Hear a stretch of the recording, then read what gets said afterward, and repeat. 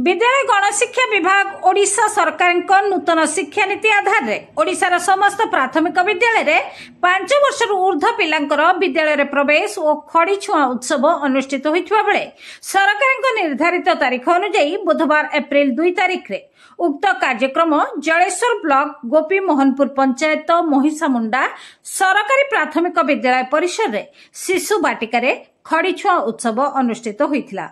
एही उत्सव रे सीआरसीसी मीनाराणी परिडा, प्रधान शिक्षक पीतांबर जेना, सहकारी शिक्षयित्री शांतिलता पंडा, सविताराणी ओझा, स्कूल कमिटीर सभापति संजय गोछायत, गौरी शंकर नाग, संजीव नाग अतिथि भाव में जोगदे वक्तव्य प्रदान करथिले। 5 जन पिलांकु बाल बाटिका रे खड़ी छुआ कार्यक्रम रे जोग देथिले। तत्सहित समस्त पितामाता कमिटी मेंबर माने उपस्थित रहिथिले। आम विद्यालय नाम सरकारी प्राथमिक विद्यालय महिसामुंडा मुझे प्रधान शिक्षक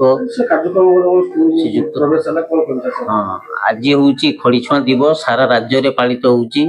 सरकार ये पदक्षेप बहुत स्वागत योग्य। समस्त स्कूल रे परी आम स्कूल आज खड़ी छुआ दिवस पालित होउची। बर्तमान सुधा आम 5 जन पिला आसी खड़ी छुआ रे भाग नहीं सारे।